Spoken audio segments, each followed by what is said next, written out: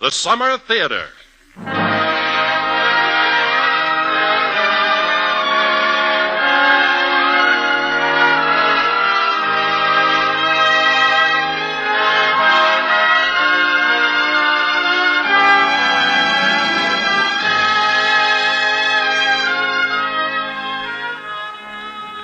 Welcome to the Summer Theater, a dramatic hour of romance, love, and adventure. Tonight we present Daphne du Maurier's startling tale, The Birds, starring Mr. Herbert Marshall.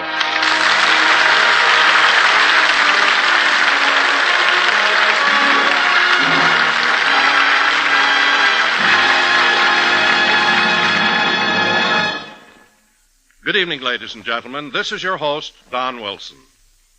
Tonight we're presenting a brand new story by the famous author of Rebecca, Jamaica Inn, Frenchman's Creek, and many other favorites, Miss Daphne du Maurier. Now, this new story, however, is far different from any of these, and in many ways far more exciting. It's a tale I am sure will haunt you for a long time to come. The title is simply The Birds, and our star is Mr. Herbert Marshall.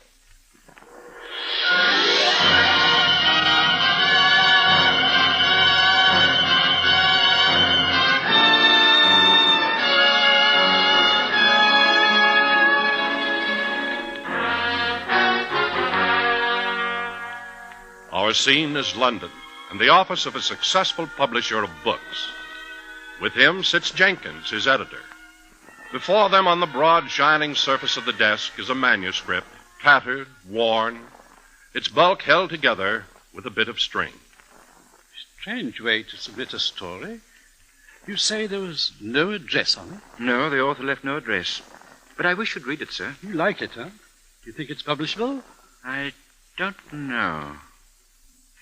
It's terrifying. I can't seem to get it out of my mind. All right, Jenkins, all right. I'll read it. But mind you, it better be good. Just read it, sir. Title, The Birds, by John Waite. John Waite. John Waite.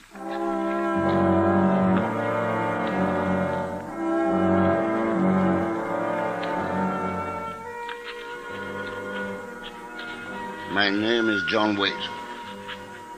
I'm writing this as a minute record of what has happened thus far because I cannot help feeling that in the recounting of these events I may, in some measure, come to an understanding of what has happened. And even, perhaps, why it has happened. The whole business is monstrous and overwhelming, and I'm not sure that human eyes will ever fall upon this, my journal.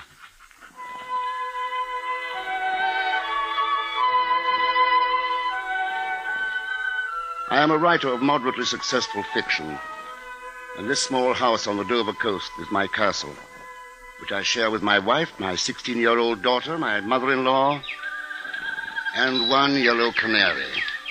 The canary. His name is Chippikins. No, I didn't name him. My mother-in-law did. Chippikins belongs to Mother Dobbs, and bringing him here was an open and shut case of coals to Newcastle. For Dover is alive with birds. And it has been my daily custom, work over, to sit at the cliff's edge and smoke my pipe and watch and listen. The birds, soaring and wheeling in great rushing flocks, flickering in a flat gray sheet just above the grassy slope of the hills, and then bursting all of a bunch, erupting into the sky, restless, ceaseless, ever moving, slashing as one in a perfect arc up, and then for a split moment, almost invisible, as in their turning, the profile, thin as glass, presents itself against the sky. And then as one, in cadence, back again, and with a slow chorus, gone. Black and white, jackdaw and gull, mingling in strange, restless partnership, seeking some strange liberation, never satisfied, never still. Flocks of starlings rustling like silk, and the smaller birds, finches and larks, scattering from tree to hedge and back again. compelled. By what?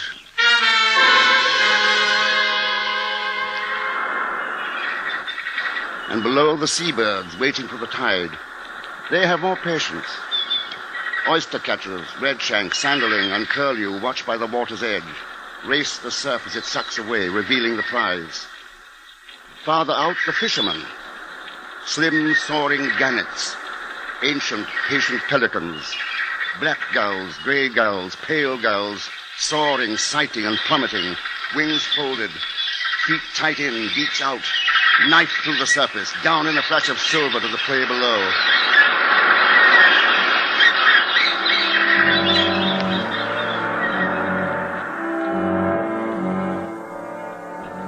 The autumn had been a long one, mellow and soft. The leaves had lingered on the trees, red and gold, somehow reluctant to fall. The days grew hazy and benevolent, shortening imperceptibly. And with their passing, the birds seemed more restless, more driven, more agitated. My neighbor, the farmer, drove his tractor. Long, even lines across the western hills, and his figure, silhouetted in the driver's seat, would be lost from time to time in the great cloud of wheeling, crying birds which followed his movements. And I remarked on this. Lots of birds around today. Aye, there are more birds than usual, and daring, too. 1 or 2 gulls came so close to my head this afternoon, I thought they'd knock my cap off. As it was, I could scarcely see what I was doing when they were overhead, and I had the sun in my eyes. I have a notion the weather will change. It'll be a hard winter. That's why the birds are so restless.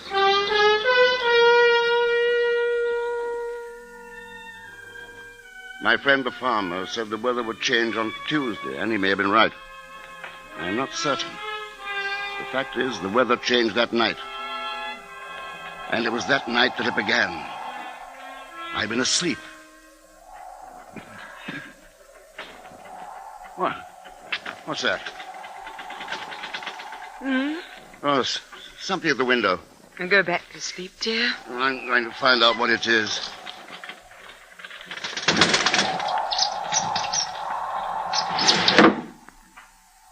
It was a bird. What kind, I could not tell. The wind must have driven it to shelter on the sill. I went back to bed and, feeling my knuckles wet, put my mouth to the scratch. The bird had drawn blood.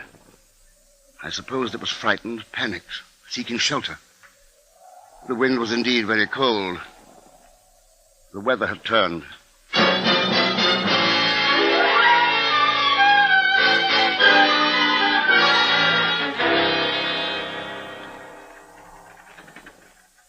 John, are you awake? Yes. See to the window, will you, dear? It's rattling. I've already seen to it, Megan. There's some bird out there trying to get in. Shoo it away. I can't sleep with that noise. All right, dear. What? No, get away. Get out. What was that? What happened? They went for me. Oh, John, you're still half asleep. Come back to bed. No, I tell you they did. Yes, dear, of course. Come to bed. What was that? Mother and Jill. I'll light a candle. No, hurry. I opened the door to our bedroom and crossed the landing to the room Jill shared with Mother Dobbs. It was pitch black in the room, and the air was filled with small birds. I could feel them all about me, and I swung my arms. They poured through the open window. They struck the walls of the ceiling. Oh, Father! Quickly, Jill, come out. Mother Hobbs! I'm under the cover! Run for the door!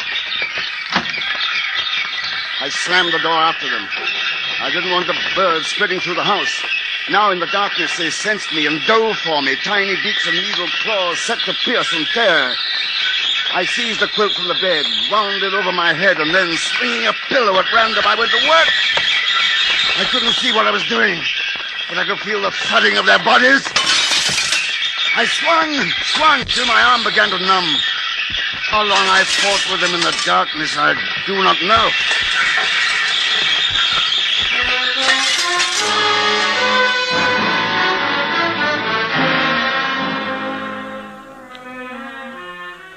At last, the beating of wings subsided and withdrew. and through the density of the quilt I became aware of light. I waited, listened, but there was no sound. I dropped the quilt and stared about me in the cold gray light. Dawn and the open window had called the living birds. The dead lay on the floor. They were all small birds. Robins, finches, sparrows, blue tits, larks, bramblings. Birds that ordinarily kept to their own flocks. Now dead and still in a shambles of feathers and broken grass.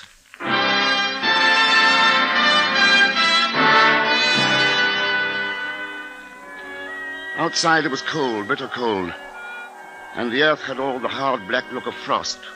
Not white frost to shine in the morning sun, but black frost that the east wind brings.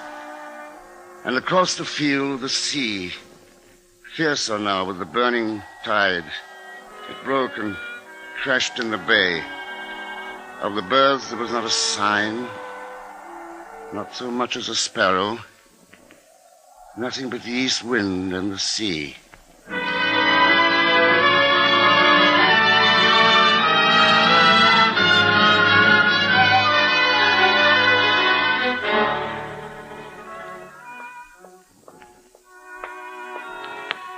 Do you want the wireless left on? Please, Mother.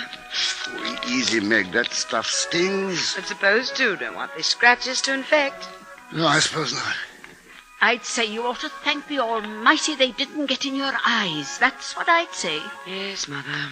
Nasty little creatures. One would hardly believe they belonged to the same species as little chippykins here. You're a proper little gentleman, aren't you, Master Chippykins? Not a bit like those horrid little savages, That's odd. What? He won't speak to me. Speak? Speak? Chip, chip, cheep. Did Jill get off to school all right? Yes. I hope I brought the right clothing down. I didn't want her to see the room. Didn't want her frightened. She thought it quite a joke. I imagine she's telling the class all about it right now. I suppose. Come, little Chippykins. Speak? Speak?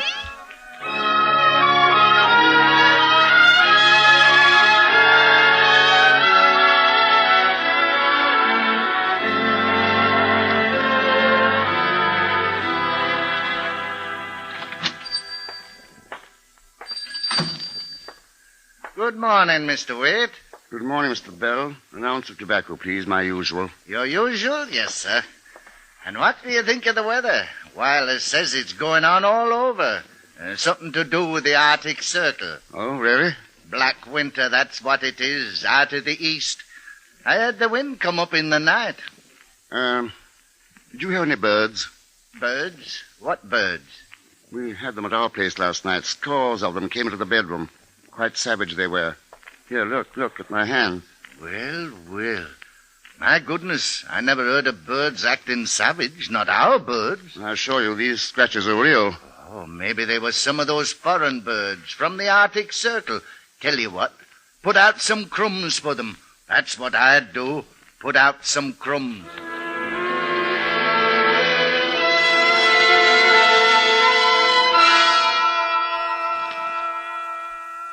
Did you bring the paper, John?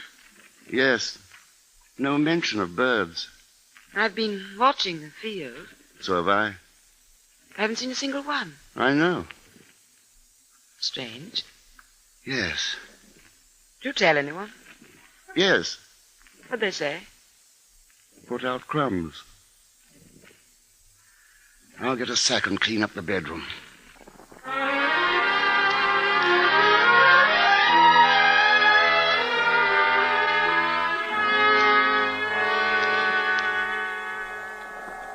Their bodies filled the sack.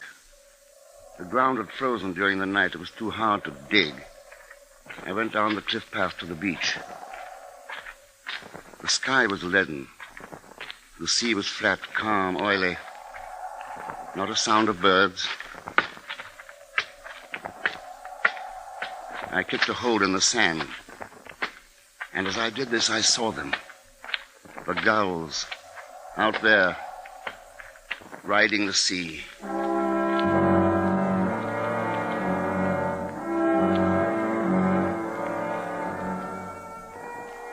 I'd thought at first to be sea-scad, wind froth, were gulls. Hundreds, thousands, tens of thousands. They rose and fell in the trough of the sea, silent, like a mighty fleet at anchor. To the eastward and to the west, the gulls were there. They stretched as far as the eye could reach in close formation, packed line on line. Somebody ought to know of this. Something should be said. But what? Could I call the police?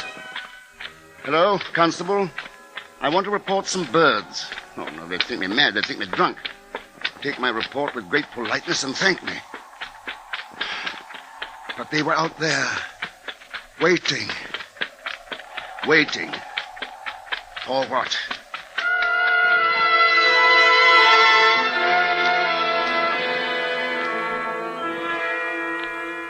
John, come quickly. It's on the wireless. What? About the birds. The Home Office at 11 a.m. today. Reports from all over the country are coming in hourly about the vast quantity of birds flocking above towns, villages, and outlying districts, causing obstruction and damage and even attacking individuals. It is thought that the Arctic airstream at present covering the British Isles is causing birds to migrate south in immense numbers, and that intense hunger may drive these birds to attack human beings. Householders are warned to see to their windows, doors, and chimneys, and to take reasonable precautions for the safety of their children. A further statement will be issued later. There, you see? Wait till Mr. Bell hears that. And just now, down on the beach, I saw 1,000,000 gulls riding on the sea, waiting. Waiting? Waiting for what, John? I don't know. Well, the bulletin said the birds are hungry.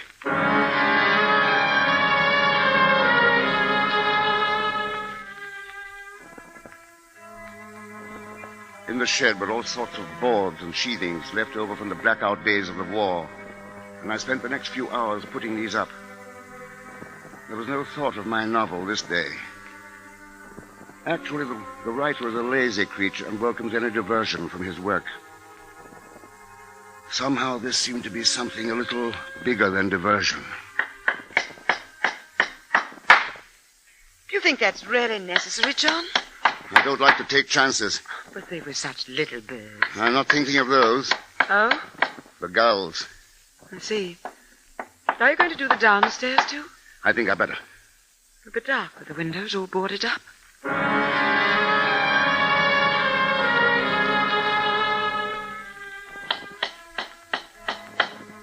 At each window, the process was the same. I nailed the boards to the sills from within the rooms. And by the time I reached the kitchen, Meg and Mrs. Dobbs were listening to the wireless again. The sky was so dense at 1 o'clock this afternoon that it seemed as if the city was covered by a vast black cloud.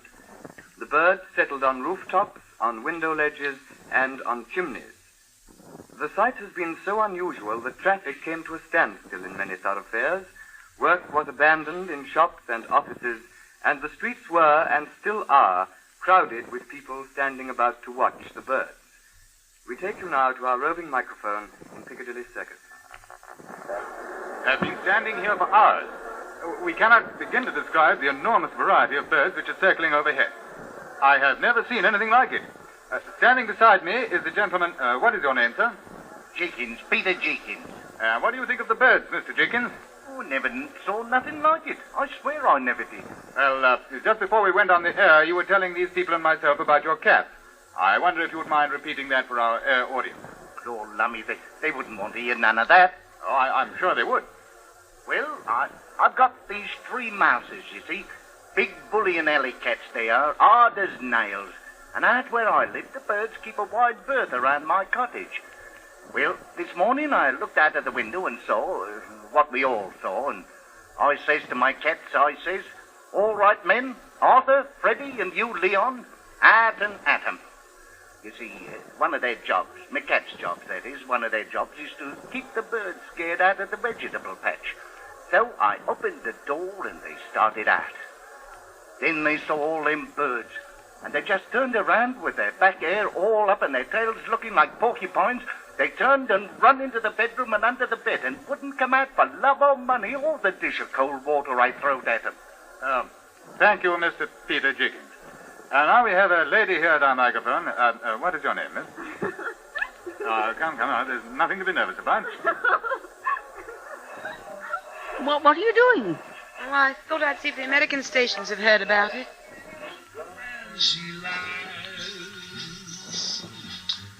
Listen to the mockingbirds. Listen to the mockingbird. The mockingbird.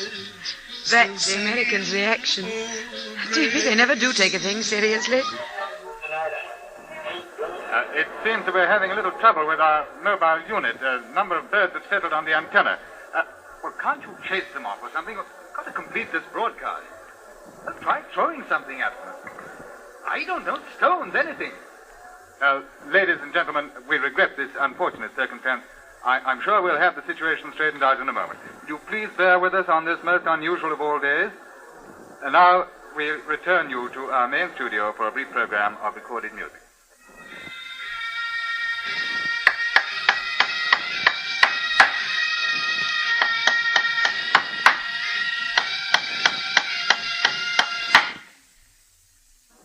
There.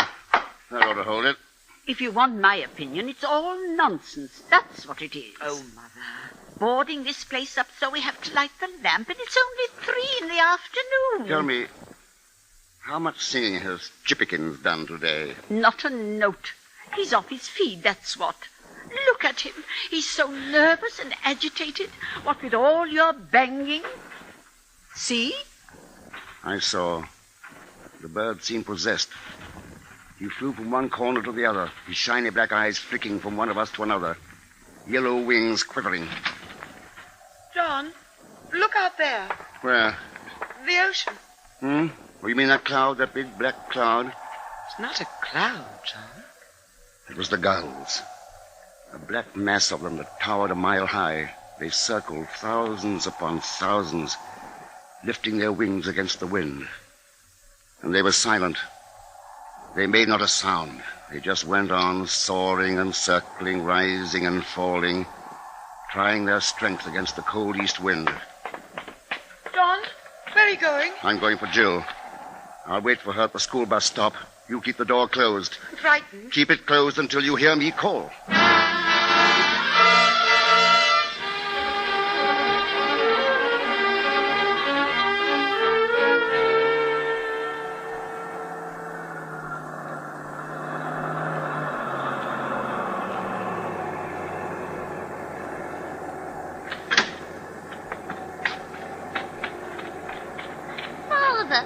What are you doing here? Come, Jill, hurry. Well, all right, but you look so funny.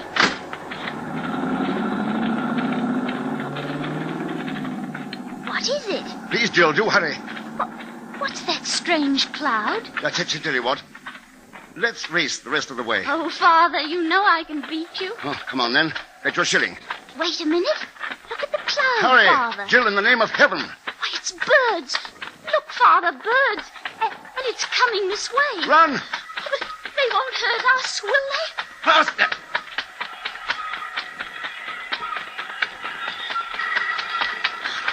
I'm scared. Meg! Meg! Open the door! Hurry! Yes. Quick, Jill. In you go. I'm holding the door for you, Father. Look out! Oh, wait! I'm almost there. The birds! Wait! John, there's a Gannick above you. He's driving!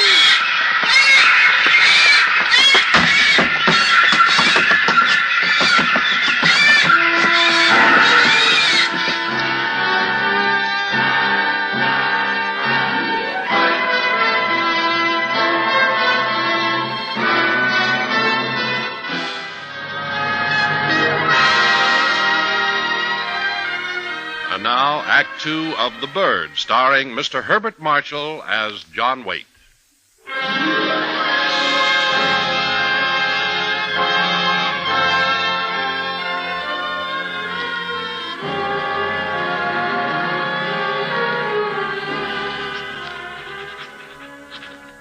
My wounds were, fortunately, not deep. Had the gannet struck, I would surely have been killed on my own doorstep. The other birds, black gulls, white gulls, and so forth, had pecked and torn, but they were as yet still inexperienced at attacking human beings, and so had done no very serious damage. My preparations had been most fortunate. Throughout the afternoon, the birds assailed the house without luck, and we sat in the kitchen and listened.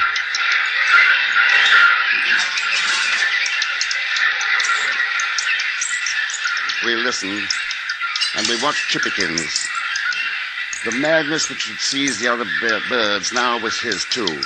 He glared at us with malevolent hatred in his tiny eyes, thrust his short, pointed beak at us through the golden bars of his cage, threw himself again and again at the little gate, hoping to break it down. Oh, I'm afraid for him. He'll hurt himself. Good.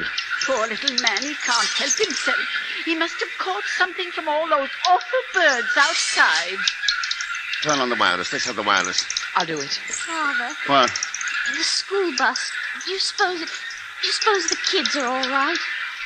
Oh, yes, I wouldn't worry about it. I hope so. Chippykins, do leave off that, darling. You'll hurt your little self. Yes, baby. Mama's here. Oh, Mother, what happened? he bit me. Here, look at my finger. Oh, dear. I'll get the iodine. And you can leave off that, John Waite. As you said, Mother Dobbs, he can't help himself.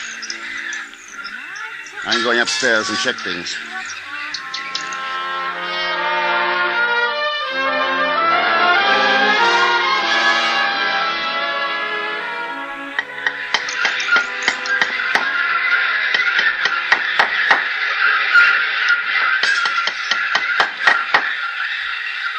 Upstairs, it seemed worse. What worried me most were the bedroom fireplaces. They were quite close to the roof, and I could hear many birds which had made their way down the chimneys. Now, with only a thin plywood thickness between them and the interior of the house, they screamed and scratched at the wood. I reinforced wherever I could, particularly on the windows. For wood, I tore the bottoms from the bureau drawers, knocked the panels out of several closet doors, tore down shelves wherever I could find them. And then, deciding it would be too dangerous to hazard a night upstairs in separate rooms, I started carrying down armfuls of bedding to the kitchen.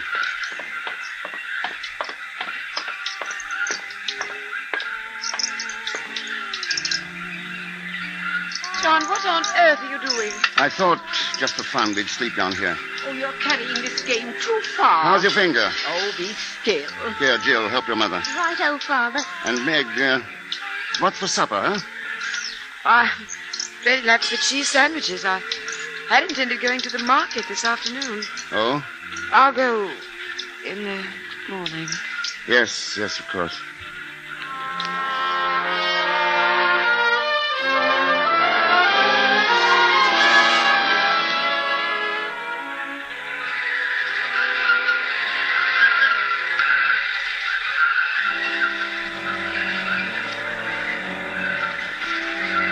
When I finished moving things, I locked both bedroom doors.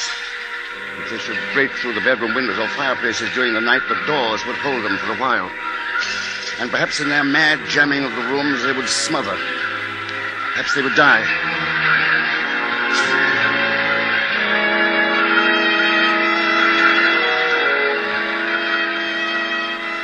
At the landing, I piled as much furniture as I could. Made a solid wall of bureaus, tables, chests, mattresses, and so forth. Now, should they break through the doors, they would have this third barrier to assail. But by that time, it would be over. Surely. I regarded my handiwork with some pride and wondered. Outside, I could hear the birds beating against the house.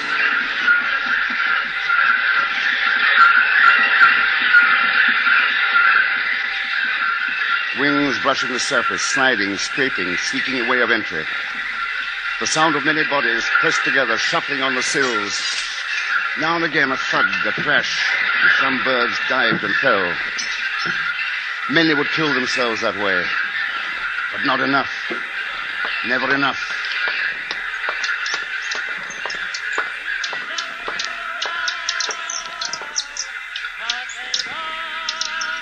John, Yes, Meg. There's to be another report in a moment. The man said so. Good.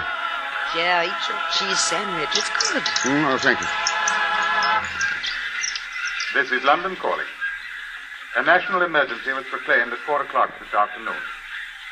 Measures are being taken to safeguard the lives and property of the population, but it must be understood that these are not easy to effect immediately, owing to the unforeseen and unparalleled nature of the present crisis. Unparalleled. Get him.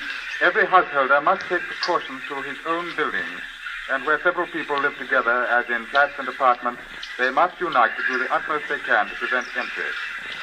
It is absolutely imperative that every individual stay indoors tonight, and that no one at all remain on the streets or roads or anywhere without doors. The birds, in vast numbers, are attacking anyone on sight, and have already begun an assault upon buildings. But these, with due care, should be impenetrable. The population is asked to remain calm and not to panic. Owing to the exceptional nature of the emergency, there will be no further transmission from any broadcasting station until 7 a.m. tomorrow.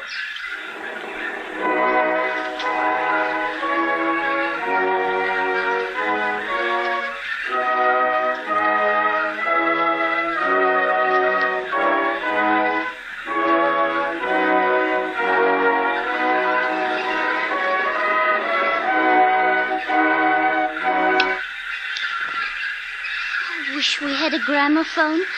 Father, could I have a gramophone for my birthday? Yes, sweetheart, a gramophone. You shall have the best that money can buy. Mother, did you hear that? Yes, Angel, I heard. Now, suppose we all go to bed. It's been a long day. Wait. Shh. What is it?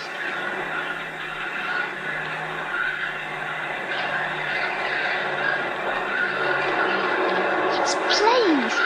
The RAF. Good old RAF.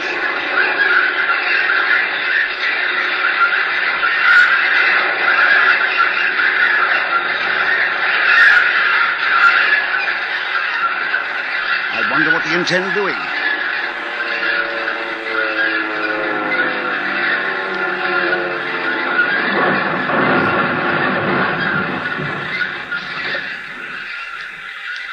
What was that, I wonder? Oh, probably a bomb of some sort. I wouldn't worry about it. Well, I must say I feel better now. Mother Dobbs, mind you say goodnight to Chippykins. I'm not speaking to him, the ungrateful little wretch.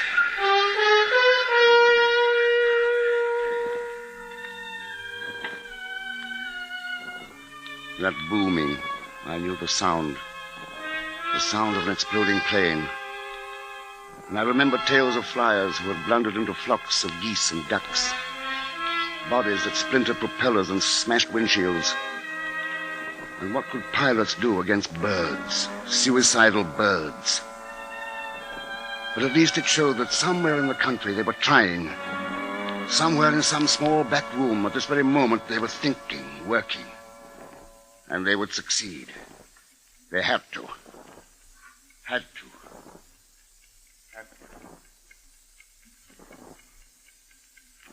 John.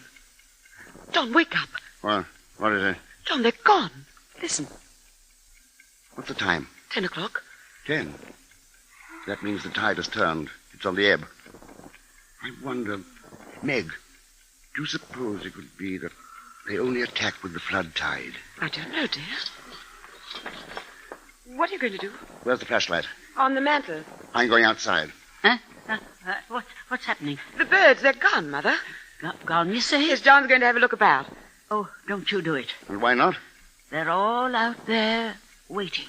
Mother. Waiting all around the door, silently, for you to open it. John, do you suppose that... Well, there's one way to find out.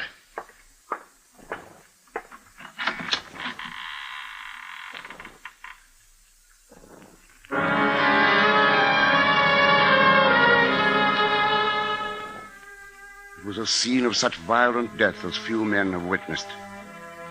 All about me, wherever I threw the torch, lay their bodies, drifted as snow drifts, as sand drifts. Their eyes bright in death, twinkling in unwinking points of fire. It was silent.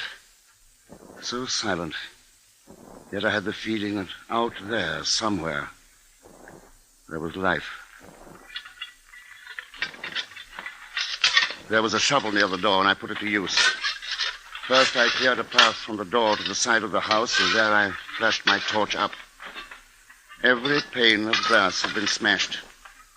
The jagged edges flashed back my light. Many had birds impaled on them. Beyond, I saw the boards. They looked roughened and strange. There were flecks and streaks of blood on the boards, and a fine crisscross of splinters where the thousands upon thousands of bills had driven again and again into the wood. I shoveled the birds up against the windows and jammed them with my hands into the broken panes. Piled them on the sills and the cracks. A futile gesture. With the flood tide, another wave of assaulters would come and drive through these. But it would take time, and we needed time. John, what are we going to do now? I ought to go over to the farmers. They've got food there and wood. I need more wood. Well, you're not to go. I won't let you go. I'll not be left here alone, John. All right, Meg. I'll wait until morning, until the next ebb tide. Sorry. I understand you. John, what's that? Where? On the hill. See? Fire. It was just next to the spot where I'd spoken to the farmer as he drove his tractor. How long ago? 2 days? 2 months? On the same little hillside. One of the planes, Meg. Come on, let's go back to bed.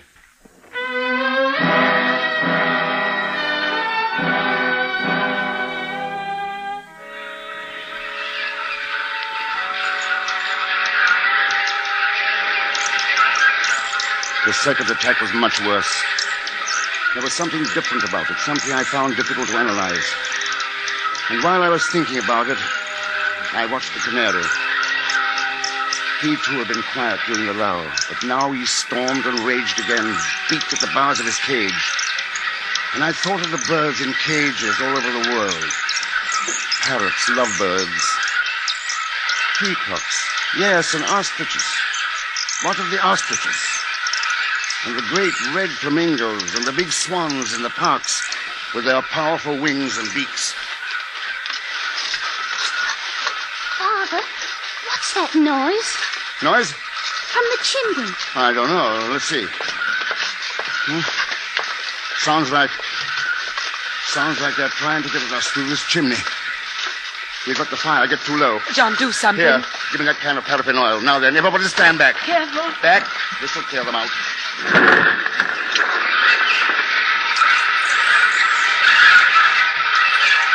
Yeah, that's got it. Jill, you keep the fire up. Don't spare the wood. All right, Father. I'll start the primers. We'll have some cocoa. Good idea. Shall I check and see what's happening upstairs? No, Jill. You watch the fire. Keep it blazing. Poor Chippykins. Now what? He's hurt his wing against the bars. Has he really? Silly little man. Mama warned you.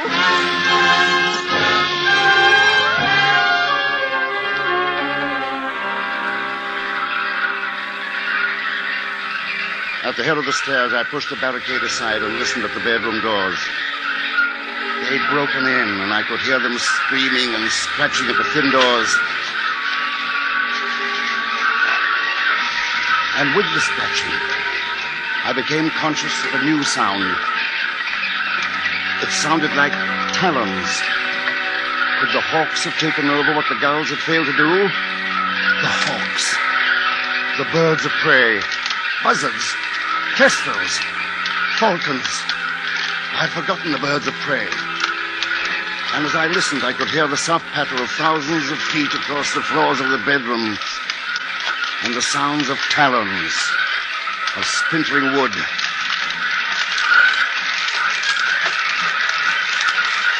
I rebuilt the barricade, descended into the kitchen. The others had not yet noticed that soft patter just above our heads. I prayed that they would not. Outside, the birds continued to dash against the ground, against the walls. Those were the herring gulls, the suicide boys, kamikaze fighters. They had no brains.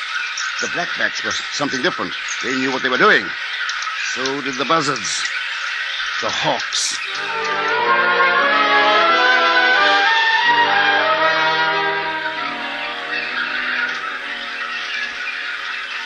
I thought of the things to do in the morning.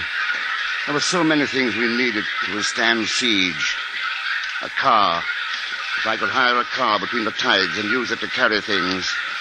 Food, oil for the stove, lumber and nails, sheets of metal for the windows, oh, so many things.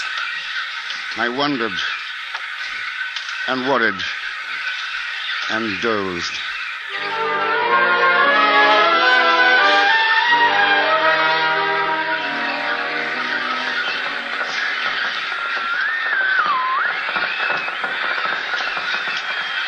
John, it's 7. Don't you want to hear what the wireless has to say? Yes.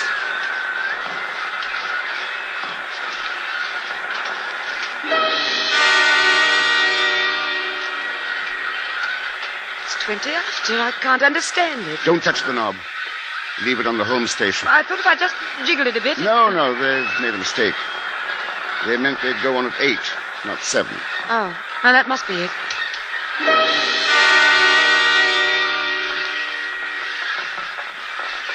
It's 10 after 8, John. Maybe it's broken. No, I've checked that. It's working all right. Birds are letting up. Shh. I thought I heard something. No, nothing yet.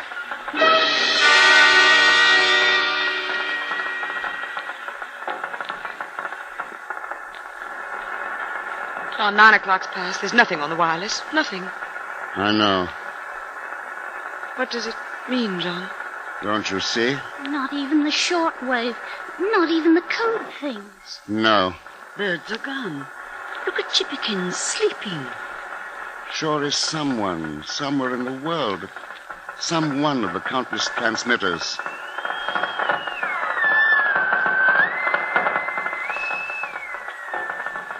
Shall we open the door?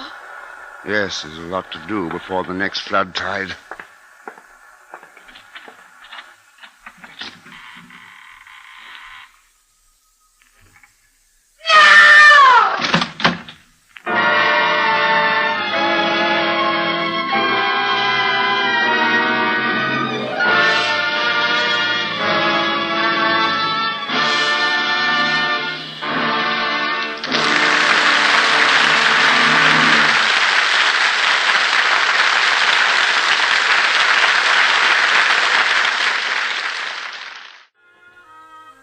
And now we return to the Summer Theater as the curtain rises on Act 3 of The Bird, starring Mr. Herbert Marshall as John Waite.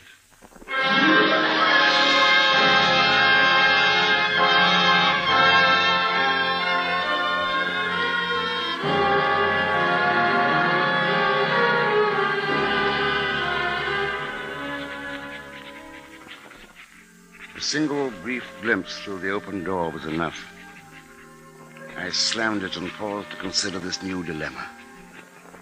The birds were out there, silent and watchful, waiting. Not a single one flew.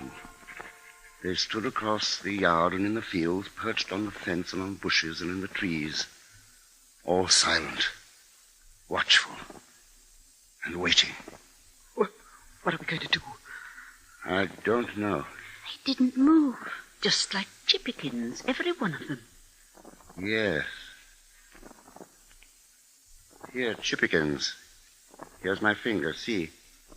Go on, take a bite. He won't move. Is he asleep? No. No, he seems drugged. Or exhausted. What are you doing? Look at them. They're just sitting there. Here, give me that book. There. It's like they're all hypnotized. I'm going to the farm. Then you'd better take me. Me too, Father, please. All right.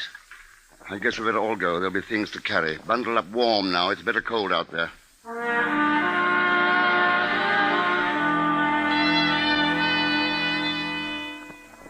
We went by way of the field. I didn't want to risk the road. It was a strange gray day, funereal, and the birds all about us, black and silent and waiting. These were the land birds. Out on the bay, I saw the endless gray carpet of seabirds, riding the soft swells of the ebb tide, and waiting. Well, there it is. Oh, they did have a time of it. Yes. John, hadn't you better go in alone? Yes. Yes, I think you three had better wait here. I want to go with you. No. No, I want you to stay and take care of your mother. Look, John, the cows are unharmed. And the sheep. I guess it wasn't them the birds were after. The poor thing, she wants milking. Good idea. There are some buckets over there in the shed, Joe. You and Mother Dobbs milk some of the cows. And I'll come with you, John. Sure you want to? Yes. All right.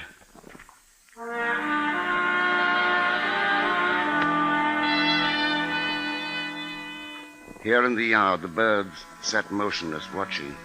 And on the roof of the house, and in the trees, and on the sills of the broken windows. Sprawled near the back door, I found the farmer's body. Inside, the place was a shambles. But the larder in the storeroom was intact, and we took sacks of flour and a tub of butter, sugar and tinned meats. Supplies for a siege. Upstairs, sprawled by the telephone, was the farmer's wife. I want to try the wireless. Oh, it's no use. Here, carry these things out to the car. We have much time, you know. We taking their car? Yes? Is it right? Call it a neighborly loan, if you like. We'll need more oil for the stove. Yes, I'll get it.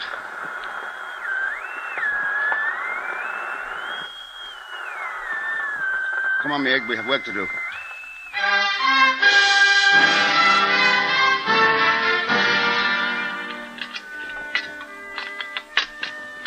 The farmer had been planning to build a new silo, and stacked in the barn were large sheets of galvanized iron. I found snips, too, and a keg of nails. I was racing against time. The second trip I made alone. This time I was in search of lumber, hardwood. I tore up the flooring in the hall of the farmhouse. There was a bale of barbed wire. I tied it to the back of the car. And as a final, futile gesture, I went upstairs to the telephone.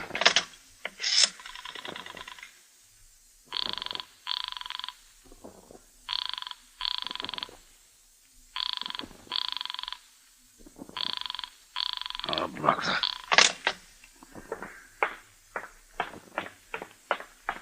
One last look round. It was growing late. And the final gesture. Man lives not by bread alone. I took their gramophone.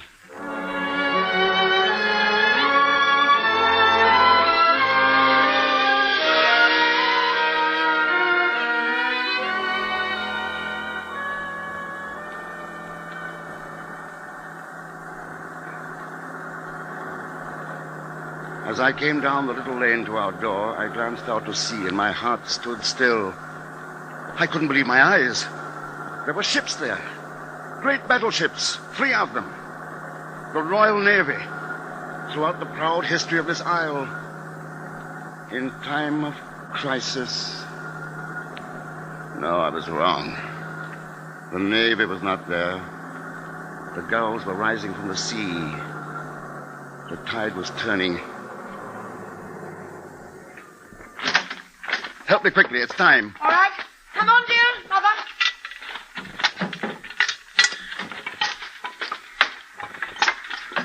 Quickly. We'll have to leave the rest. Yes, hurry, in the house. The gramophone. No, not now. It'll only take a minute. Help her. Oh, here then. You take the records. Come on, they're coming.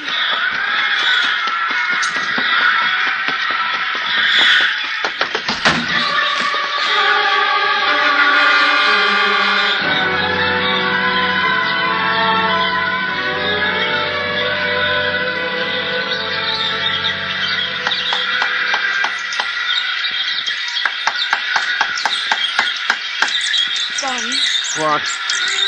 That sound upstairs. They're in. Oh. I'm going to build a barricade at the foot of the stairs. Can you do it in time? I've got to. And at the door. The sound is different there somehow. Don't worry about it. All right, dear. Mr. Chippykins, you're an evil little man. Father, What? these are all Harry Lauder. Really? Every single one. Well, now, dear, you may seem a little old-fashioned to you, but your father and I used to find him quite entertaining. And we were courting. Did you really?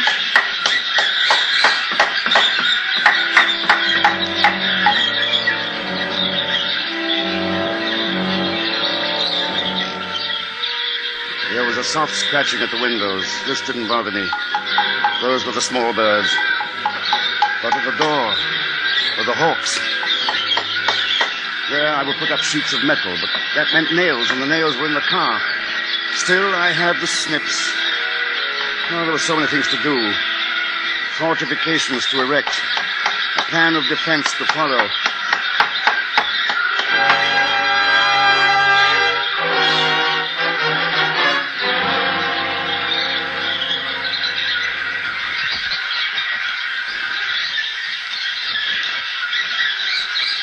I have done all I can until the next ebb tide. The barbed wire stands in the hall. I intend to nail it across the outside of the windows. I don't think they will be able to get through that. And the galvanized metal is cut to size. And when I get the nails, I will put it up. I am becoming distressed about the main door. The falcons, the hawks, the birds of prey continue to dig at it. But if we can but survive this phase of the attack, we may make out. We have food and fuel for a week. But with each new attack, they grow more intelligent. Their numbers are increasing steadily. When will it end? How will it end? And as I sit here staring at the pages I have written, I cannot help wondering why. Why the Almighty has decreed that this is to be the end.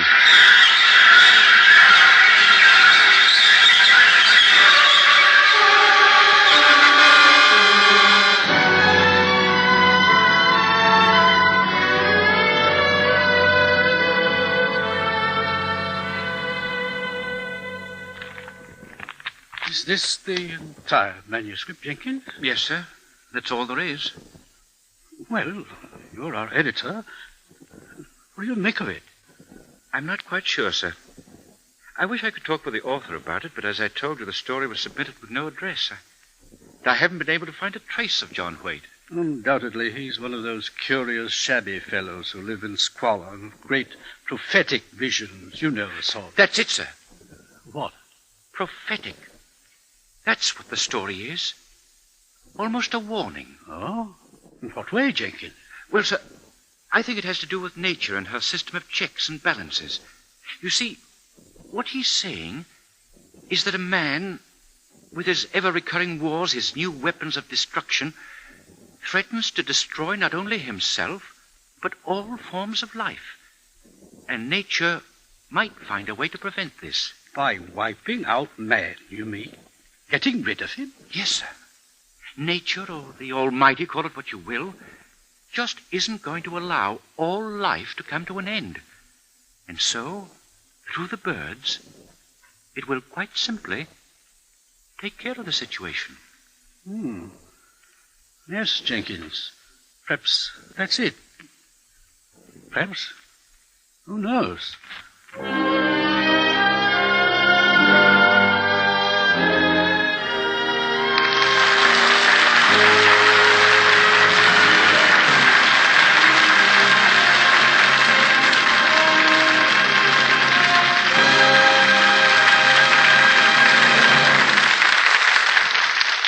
And now, once again, here is our star, Mr. Herbert Marshall.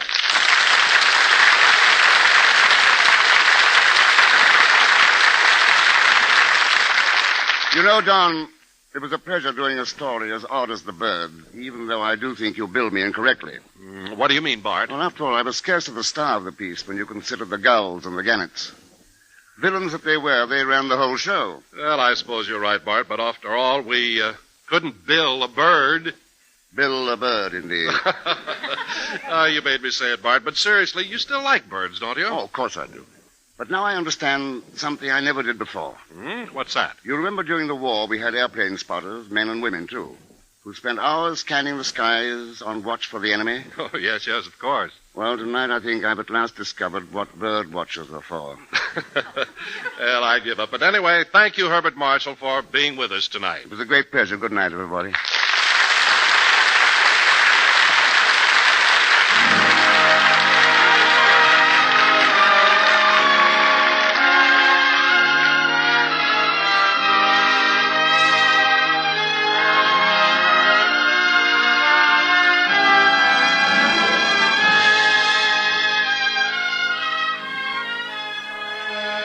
Tonight, you've heard Daphne du Maurier's terrifying tale, The Birds, especially adapted for the Summer Theater by James Poe and starring Mr. Herbert Marshall.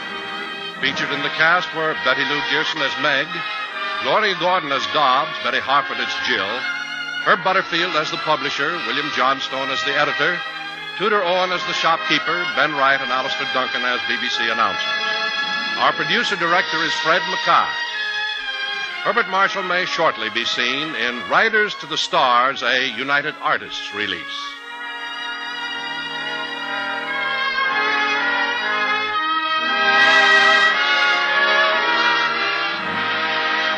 And now, this is your host, Don Wilson, reminding you to be with us again next week at this same time when the Summer Theater will present One Foot in Heaven by Hartzell Spence, and our star will be Mr. Dana Andrews.